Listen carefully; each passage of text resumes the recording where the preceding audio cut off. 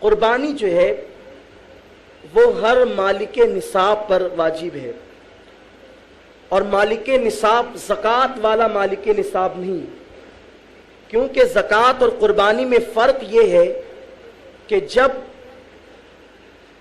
زکوٰۃ اس پر واجب ہوتی ہے، اس پہ فرض ہوتی ہے جس پر نصاب پر پورا 1 سال گزر جاتا ہے۔ جیسے مثال کے طور پر آج کی تاریخ کے حساب سے چاندی کی جو نصاب ہے وہ تقریباً 14.5 سے 15,000 بیٹھتی ہے، تو زکوٰۃ کس پر واجب ہوگی؟ آج اس کے پاس 15,000 روپے آئے، اب اس کے بعد پیسے بڑھتے ہی گئے حتیٰ کہ پھر یہی تاریخ آ گئی، یعنی 1 سال پورا نصاب پر گزر گیا، تو اس پر زکوٰۃ لازم ہوتی ہے، اسے زکوٰۃ دینا ہوتا ہے۔ مگر قربانی کا مسئلہ اس سے مختلف اور علیحدہ ہے۔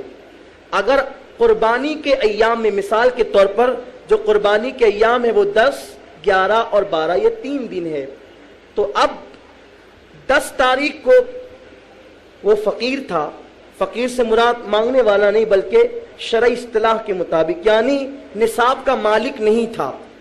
اب اس کے بعد 11 تاریخ کی صبح میں یا دوپہر میں اس کے پاس اتنے پیسے آ گئے کہ 15,000 روپے کا وہ مالک ہو گیا، تو ایسی صورت میں اب 11 تاریخ کو اگر اس کے پاس پیسے آئے تو اس پر 1 قربانی واجب ہوگی، یعنی سال گزرنے کا اعتبار نہیں ہے۔ 11 کو نہیں آئے، 12 کی عصر سے پہلے اس کے پاس جو ہے وہ پیسے آ گئے، تو ایسی صورت میں اب بھی اسے قربانی کرنی ہوگی، یعنی قربانی کے ایام گزرنے سے پہلے اگر اس کے پاس اتنے پیسے آ گئے تو اس پر 1 قربانی واجب ہوگی۔ 1 قربانی واجب ہونے کا مطلب یہ نہیں ہے کہ آپ پورا بڑا جانور ذبح کریں، بلکہ 1 قربانی واجب ہونے کا مطلب یہ ہے کہ 1 بکرا یا 1 مینڈا آپ ذبح کریں، یعنی جس پر 1 انسان کی، 1 آدمی کی قربانی ہوتی ہے۔ اسی طرح قربانی کے لیے جو جانور لیا جائے وہ خوبصورت ہونا چاہیے، خوبصورت ہو۔ خوبصورت سے کیا مراد؟ خوبصورت سے مراد یہ کہ قرآن مقدس نے اس کے بارے میں ایک اشارہ دیا ہے۔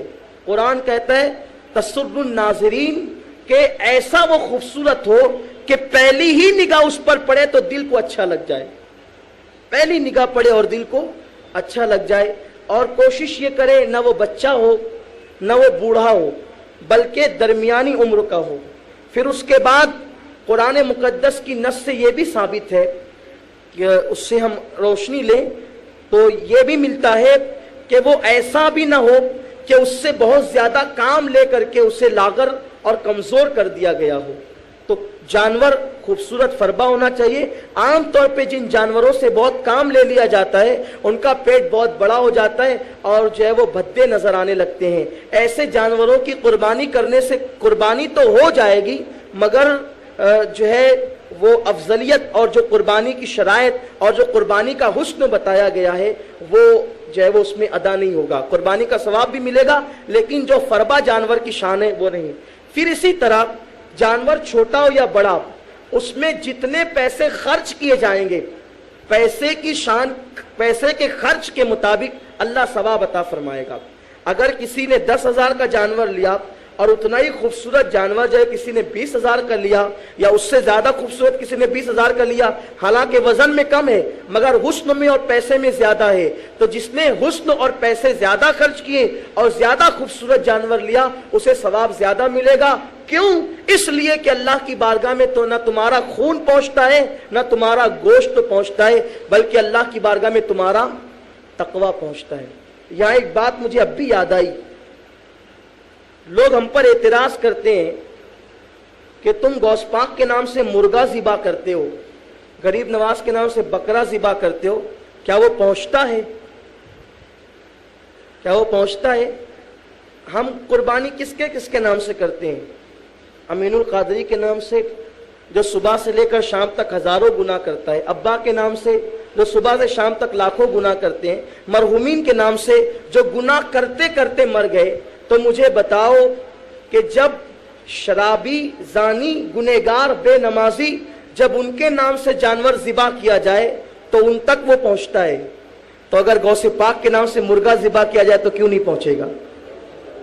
गरीब नवाज के नाम से बकरा ज़िबा किया जाए तो क्यों नहीं पहुंचेगा? तो पता चला कि जानवर नहीं पहुंचता, अल्लाह ने तो अल्लाह तक भी नहीं पहुंचता तुम्हारे जानवर का खून और गोश्त, वो तो तुम ही खाते हो, मगर क्या पहुंचता है? दिलों का तकवा पहुंचता है। तो जिस तरह कुर्बानी के जानवर में दिलों का तकवा पहुंचता है, उसी तरह गरीब नवाज और गौसे पाक तक दिलों की मोहब्बत पहुंचती है, जिस मोहब्बत पर रसूलुल्लाह सल्लल्लाहु अलैहि वसल्लम ने शहादत के मौत की बशारत अता फरमाई है। तो जानवर खूबसूरत हो, फरबा हो, तंदुरुस्त हो, बेहतर से बेहतर हो। इसी तरह जानवर में कोई ऐब ना हो। ऐब का मतलब लोग ये समझते हैं, थोड़ा सा भी कान कटा हो तो सोचते हैं कि ऐब है। नहीं, ऐब के बारे में ये मसला आप समाअत कर लें कि किसी भी उज़्व के 3 हिस्से किए जाएंगे और 3 में से अगर एक हिस्सा कटा हुआ हो 1/3, तो वो ऐब माना जाएगा, वरना नहीं। इसी तरह आज जो है वो बकरे की कुर्बानी हो तो वो 1 साल की उसकी उम्र होनी चाहिए, बैल की हो तो 2 साल का होना चाहिए, ऊंट का हो तो 5 साल का होना चाहिए। बैल के हुक्म में भैंस वगैरह सब दाखिल है।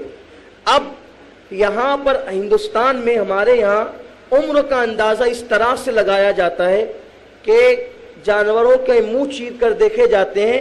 जिस जानवर के बड़े दांत होते हैं 2, तो हम उसे 2 साल का समझते हैं, क्योंकि ये तजुर्बे से साबित है।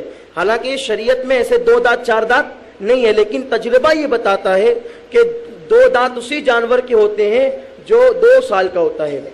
4 दांत का होता है तो 4 साल हो जाते हैं, 6 दांत का होता है तो फिर उसकी उम्र बढ़ जाती है और बुढ़ापे की मंजिल में पहुंच जाता है। मगर कभी कभी ऐसा भी होता है कि कुछ जानवर ऐसे होते हैं जो चराई पर नहीं जाते, यानी खेतों में नहीं चरते, बल्कि वो खूंटे पर पलते हैं। अब वो खूंटे पर पलते हैं तो वो जो है वो चूंकि उखाड़ उखाड़ करके घास नहीं खाते। जानवर जब घास उखाड़ता है तो उखाड़ने में सामने के दांत इस्तेमाल होते हैं, तो वो जो दूध के दांत होते हैं वो टूट जाते हैं और फिर उसके बाद में बड़े दांत आते हैं, उसी को 2 दांत और 4 दांत कहते हैं। तो जानवर चूंकि इस तरह उखाड़ उखाड़ कर खाता है, मगर जो जानवर खूंटे पर पलता है, कभी कभी, हमेशा नहीं, कभी कभी ऐसा होता है कि चूंकि वो यूं ही आसानी के साथ खाता है, उसे उखाड़ना नहीं पड़ता, तो वो दांत उसके नहीं टूटते और वो सलामत रहते हैं।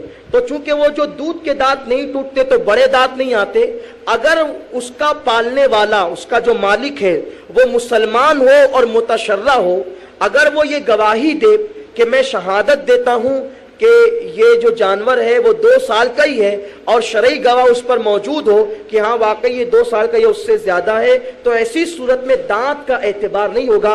मगर शर्त ये है कि उसका पालने वाला मुसलमान हो, उसी घर में वो पैदा हुआ हो बच्चा और उसी घर में वो बड़ा हो और उसका पालने वाला मुतशर्रा हो, वो शहादत दे तब ऐसा। अगर कोई आम आदमी जो माज़अल्लाह मुतशर्रा ना हो और या माज़अल्लाह वो फासिक हो या फाजिर हो या काफिर हो, तो ऐसी सूरत में उनकी बात का एतबार नहीं। और आम तौर पर जो लोग जो है वो जानवरों का धंधा करते हैं तो उन पर तो और भी इस सिलसिले में एतबार नहीं करना चाहिए, क्योंकि धड़ल्ले से मैंने देखा है कि लोग झूठी कस्में कारोबार में खाते हैं। तो इसलिए उन लोगों की गुफ्तगू का एतबार नहीं होगा, जिसके घर में पलेगा उसी का एतबार होगा, और वो भी शर्त पर कि वो मुतशर्रा हो और वो सच्चा हो। मेरे प्यारे आका सल्लल्लाहु अलैहि वसल्लम के प्यारे दीवानों, अब यहाँ पर आप लोगों के लिए दुश्वारी पैदा हो गई। वो दुश्वारी ये है कि भाई क्या करें, हमारे पास 15,000 है तो इन लोगों ने कह दिया कि कुर्बानी वाजिब है। पहली बात तो इसी में हम मशहूर है कि ये नया नया मसला लाते हैं, तो नया नया मसला हम कभी नहीं लाते, वल्लाह हम कभी ना ला सकेंगे नया नया मसला। जो नया मसला लाएगा वो माज़अल्लाह सुम्मा माज़अल्लाह अल्लाह की बारगाह में जवाबदेह है। हमारी कौम असल में इससे गाफिल रही है और हमारी कौम ने गफलत बरती, इसलिए उनको बात नहीं लगती है। अब 15,000 रुपये तो जब कुर्बानी वाजिब है, एक मसला और सुन ले, अगर एक घर में कई लोग साहिब निसाब हैं तो उन सब पर कुर्बानी वाजिब है, जिन जिन पर निसाब की रकम है। जैसे मिसाल के तौर पर आपकी बीवी है, अब उसके पास ज़ेवरात है। अब ज़ेवरात पहले कभी बनाए थे तो 4,000 के बन गए थे। जो 4,000 के थे 1995 में जो सोने के ज़ेवरात 4,000 के थे, आज उन ज़ेवरात की कीमत तकरीबन 21,000 है। इतना सोने का भाव तेजी से बढ़ गया है। تو ایسی صورت میں آپ سوچیں گے کہ یہ 4000 کے تھے، تو اب اس کے پاس اگر زیورات ہیں وہ بھی صاحب نصاب ہے، اس کے نام کی بھی قربانی ہونی چاہیے. جو جب صاحب نصاب ہوگا اس کے نام کی قربانی واجب